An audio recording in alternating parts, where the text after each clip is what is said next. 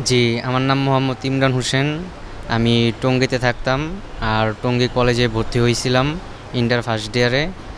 আর ওইখানে আন্দোলনটা হয় আপনার উত্তরা আজমপুরে, গত 18 জুলাই উত্তরা আজমপুরে। তখন মানে সবাই একসাথে ছাত্র সবাই যাচ্ছিল। তখন আমিও তাদের সাথে মানে গেছিলাম, অংশগ্রহণ করছি। তখনই ওই মুহূর্তে তখন বাজে 11টা, সকাল 11টা, বৃহস্পতিবার। ওই মুহূর্তে মানে হঠাৎ করে পুলিশ আর বিজিবি আর কিছু ছাত্রলীগ মানে তারা মানে হঠাৎ করে মানে তিয়াসেল মানে হঠাৎ করে মানে ভাবতে পারি নাই যে আমরা এসব হবে। মানে আমরা শান্তি এবং সুস্থভাবে চাইছিলাম যে আন্দোলনটা করার জন্য, কিন্তু তারা সেটা হতে দেয় নাই। তারা প্রথমত টিয়ারশেল মারছে, তারপরে কিভাবে কিভাবে মানে হঠাৎ করে মানে গুলিটা মারছে। তখন আমার মাথায় গুলি এসে লাগে এখানে। এখানে লাগার পর মাথায় অনেকগুলা এখনও মানে বুলেট আছে। আর চোখে, ডান চোখে মানে লাগছে, ডান চোখে মানে কোনো কিছু দেখতে পারি না। ওইখান থেকে 18 জুলাই ওইখান থেকে তারপরে ছাত্র ভাইয়েরা আমাকে ঢাকা মেডিকেল নিয়ে ভর্তি করাইছিল। ওইখানে যাবৎ 15-16 দিন ছিলাম। ওইখান থেকে আবার একটা অপারেশন হওয়ার পরে ওইখান থেকে আবার এই জাতীয় চক্ষু বিজ্ঞান ইনস্টিটিউটে ট্রান্সফার করা হয়। এখানে ভর্তি আছে এখনও যাবৎ অনেক দিন। এখানে দুটো অপারেশন হয়েছে। আর এখানে অপারেশন হওয়ার পরেও মানে কোনো পরিবর্তন বা কোনো কিছু আগের মতন কোনো কিছু আসে নাই, মানে যেরকম তেরকমই। মানে ডান চোখ বলতে গেলে মানে দেখা না দেখাই একই কথা।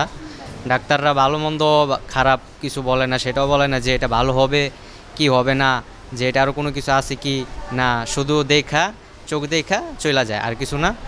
আর হচ্ছে মানে আগামীকাল যে চায়না ডাক্তারগুলো আসছিল তারাও শুধু দেখছে, মানে দেখার পরেও মানে তারাও কিছু বলে নাই, মানে কোনো কিছু বলতে চায় না কেউ। এখনও মানে পরিস্থিতি এরকমই, মানে ডাক্তারে ভালো মন্দ খারাপ এখনও সেটাও বলে নাই যে এটা কি ভালো হবে কি হবে না। মানে কোনো আশ্বাস বিষয়ে কোনো মানে কিছু তারা বলতে পারতেছে না, আর বলেও না। এটা একটা বললেও তো হতো যে ভালো হবে না, হবে ইনশাল্লাহ, দৌড়াই খোল্লার কাছে, এইটুকু, কিন্তু তাও তারাও বলে না। জি, জানি না কি হবে, আর আমাদের ভবিষ্যৎ কি হবে সেটাও জানি না। আর আমার ফ্যামিলি, যেটা মানে ফ্যামিলি কথাটা উঠাই, মানে ফ্যামিলি, আমার মা বাবা ছোটো থাকতেই মারা গেছে। আর যার কাছে বড় হয়েছিলাম সে হলো আন্টি, মানে আন্টির কাছে থাকতাম টঙ্গীতে। ওইখানে তার একটা ফ্যামিলি আছে, ছোট একটা বাচ্চা আছে 9 বছর। এখন তারাই আর্থিকভাবে মানে ওইভাবে চলতে পারে না। আর দ্বিতীয়ত ছোটোখাটো একটা সংসার।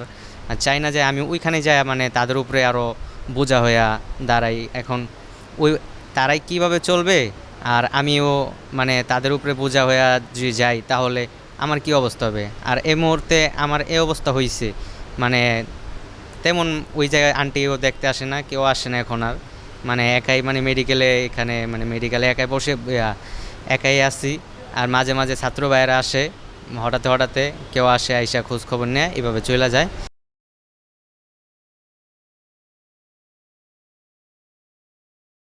পুনর্বাসনের কথা কোনো সময় এখানে আসে নাই। মানে শুধু ছাত্র ভাইয়েরা আইসা আর যে এমনি কয়েকজন এভাবে আইসা আইসা বইলা যায় যে পুনর্বাসন হবে হবে, মানে এরকম আশ্বাস দেওয়া যায়, কিন্তু আর আশ্বাস মানে ওইটার মানে তো তারা এখনও মানে কোনো পদক্ষেপ দেখি নাই যে মানে নেওয়ার জন্য।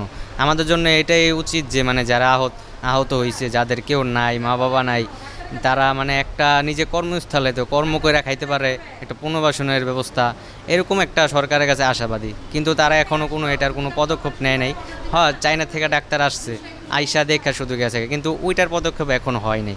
ওইটার পর জানি না আমাদের কি হবে ভবিষ্যৎ। আর এখান থেকে চিকিৎসা শেষ হওয়ার কালীনে কোথায় যাব, কোথায় কি করব, এখনও মানে ডিসিশন মানে কোনো ডিসিশন হয় নাই।